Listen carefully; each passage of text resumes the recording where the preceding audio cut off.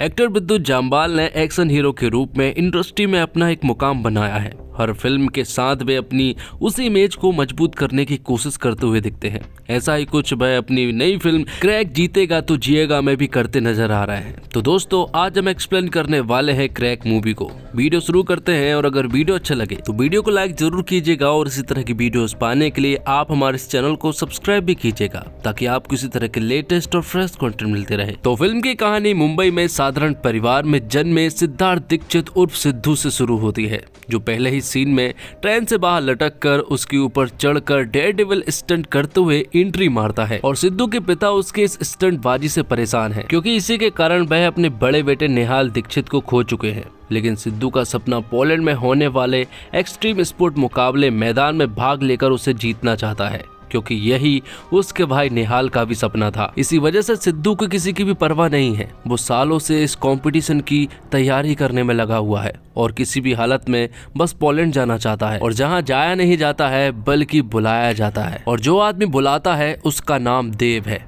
और देव ही इस मैदान नाम की जगह को चलाता है, और देव ही दुनिया के सबसे बेहतरीन स्टंटमैन को भी बुलाता है और उन्हें इस कंपटीशन में हिस्सा भी दिलवाता है। और देव अपने इस कंपटीशन में कभी भी नहीं हारा है। और साथ ही देव को एक चीज बहुत बुरी लगती है, और वो चीज है गद्दारी।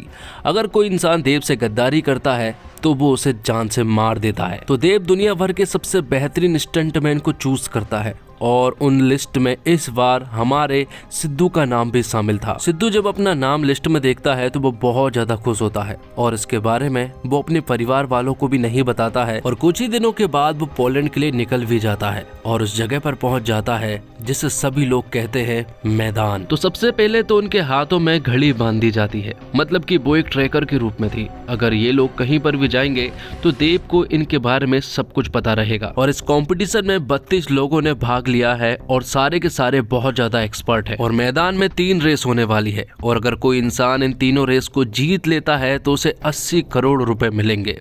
और अगर आखिर में वो देव को भी हरा देता है तो इस मैदान का वो मालिक होगा, और उसके पास पूरी संपत्ति भी होगी।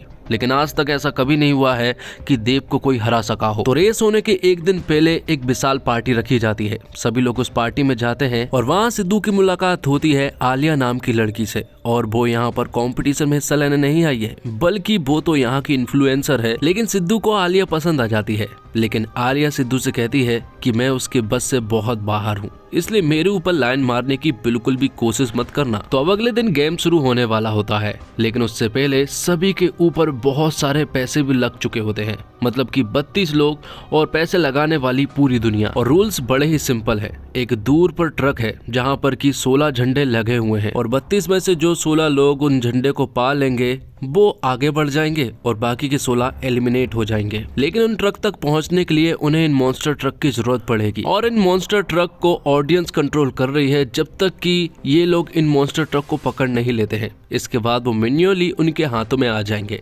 लेकिन तब तक उनके पास समय भी कम बचा रहेगा, क्योंकि किसी ट्रक में 30 सेकंड है, तो किसी में 60 है, तो किसी में 90 है। लेकिन इन सब के बीच में कई लोग अपनी जान भी दे बैठते हैं, और कई सारे लोग घायल भी हो जाते हैं। इनके बीच में हमारा हीरो सिद्धू जो है, जो बड़ी बहादुरी से आगे बढ़ता है और उस ट्रक तक पहुंच जाता है, और एक झंडे को हासिल कर लेता है। मतलब कि अब वो टॉप 60 में पहुंच चुका था। अब अगले दिन की पार्टी में सिद्धू की मुलाकात फिर से आलिया से होती है, और आलिया ने सिद्धू को रेस में देख लिया था कि वो बहुत ही कमाल का है, इसलिए आलिया जो है वो सिद्धू को धीरे धीरे पसंद करने लगती है। दोनों ही एक दूसरे के साथ टाइम बिताने लगते हैं, और कहीं ना कहीं अब दोनों एक दूसरे को पसंद करने लगे थे।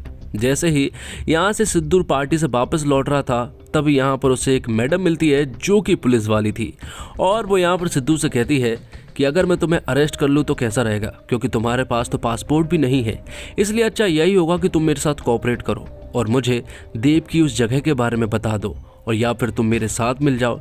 इसलिए यहाँ पर वो मैडम जो है वो सिद्धू को एक चिप देती है, और वो चिप को देव के ऊपर लगाने को कहती है, ताकि वो देव की सारी बातें सुन सके। अब ना चाहते हुए भी सिद्धू को उसकी बात माननी पड़ती है। जब सिद्धू वापस जाता है तो यहाँ पर देव के लोग उसे बुरी तरह से मारते हैं, क्योंकि उन्हें मालूम चल गया था कि वो हाल ही में एक औरत से मिला है जो कि पुलिस वाली है।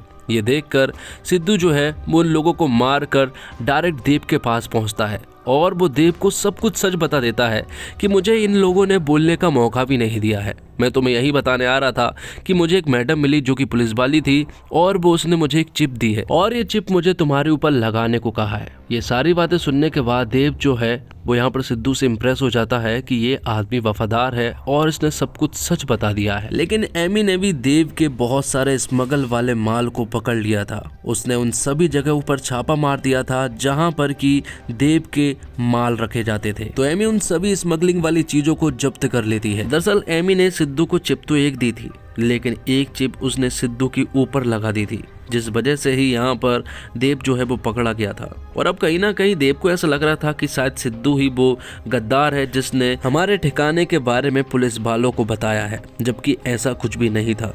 और यहाँ पर हमें यह भी मालूम चलता है कि दरअसल में आलिया ने ही देव को बताया था कि यहाँ पर सिद्धू जो है वो पुलिस वालों से मिला था, जिस वजह से अब यहाँ पर सिद्धू जो है वो आलिया से बात करना टोटल बंद कर देता है। बाद में एमी जो है वो सिद्धू को अपने पास बुलाती है और वो उससे कहती है कि तुम्हारे भाई की जान जो है वो गेम में नहीं गई थी, बल्कि उसकी जान जो है वो सोच समझ कर ली गई थी।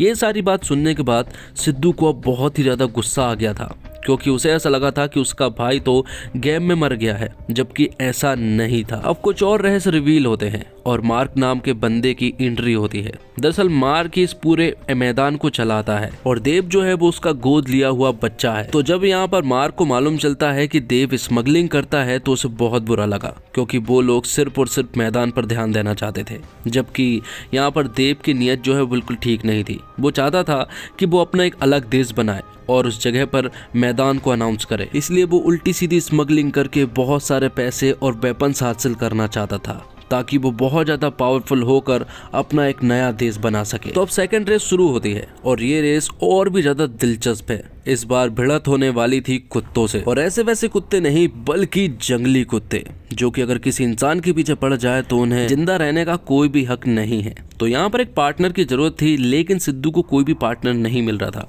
तब आलिया उसके पास आती है और उससे कहती है कि तुम मेरे ऊपर एक बार और भरोसा कर सकते हो। जिसके बाद रेस शुरू होती है और यहाँ पर सिद्धू और आलिया जो है वो साथ में रेस में भागते हैं और वो कुत्ते जो है इस बार फिर से बहुत सारे लोगों को मारते हैं। तो 16 लोगों के इस कंपटीशन में सिद्धू जो है इस रेस को जीत लेता है और टॉप 8 में पहुंच जाता है। तो अब आगे हम देखते हैं कि मार्क जो है वो देव के स्मगलिंग करने से पूरी तरह से खिलाफ था, इसलिए देव जो है वो मार्क के सभी साथियों को मार देता है और सिर्फ मार्क को छोड़ देता है, क्योंकि वो उसे पिता मानता है। लेकिन वो उसे मार तो नहीं सकता था, इसलिए वो उसे एक कंटेनर में छिपा कर रख देता है और उसके बारे में अब किसी को भी कुछ भी नहीं मालूम है, क्योंकि देव अपने कदम से पीछे हटने नहीं वाला है। वो अपना एक नया देश बना कर ही रहेगा। तो भाई एमी फिर से सिद्धू को अपने पास बुलाती है और उससे कहती है कि सिर्फ और सिर्फ मार्क एक ऐसा बंदा है जो कि बता सकता है कि तुम्हारे भाई को किसने मारा है, और अगर तुम उसे ढूंढ लेते हो तो तुम्हें पता लग जाएगा कि तुम्हारे भाई को किसने मारा। इसलिए वो लोग मार्क को ढूंढने में लग जाते हैं और उन्हें मार्क मिल भी जाता है।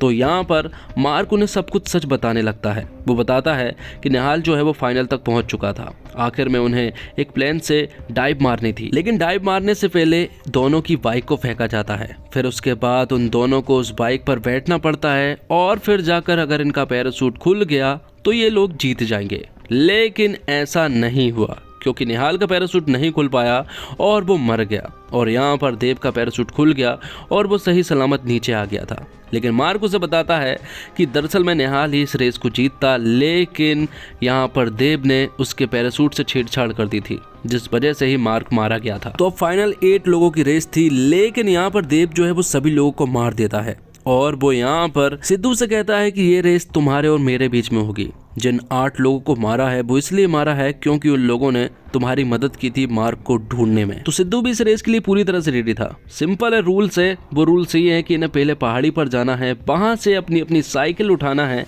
और आगे बढ़ना है, और उन साइकिल के द्वारा उन्हें एक ऐसी जगह पर पहुंचना है और झंडा हासिल करना है। लेकिन इनके हाथ पर टाइम बॉम्ब भी लगा है, जिसमें सिर्फ और सिर्फ 20 मिनट का समय है। तो इस रेस को सिद्धू जीत तो लेता है, लेकिन वो अपने हाथ के टाइम बॉम्ब की बजर नहीं दबाता है, क्योंकि वो अभी यहाँ पर देव को पीटना भी चाहता है। इसलिए वो उससे फाइट करना शुरू करता है और यहाँ पर देव जो है वो बुरी तरह से पिटता है और सिद्धू फिर से उसे मारने में पूरी तरह से सफल हो जाता है। लेकिन मरते वक्त देव जो है वो यहाँ पर सिद्धू को बताता है कि मैंने तुम्हारे भाई को नहीं मारा था। तो सिद्धू ने देव को हरा दिया था और अब वो पूरे मैदान का लीडर बन चुका था। लेकिन उसके दिमाग में एक बात खाई जा रही थी और वो बात ये थी कि मरता हुआ इंसान जो है वो झूठ नहीं बोलता है। तो देव ने उसे सच ही कहा होगा, इसलिए उसका पूरा शक जो है वो मार्क के ऊपर जाता है और वो मार्क के पास जाकर कहता है कि तुमने मेरे भाई को क्यों मारा, जिस पर कि मार्क अब सब कुछ उगल देता है। वो बताता है कि रेस शुरू होने से पहले उसे मालूम चल गया था कि इस रेस को जरूर निहाल ही जीतने वाला है,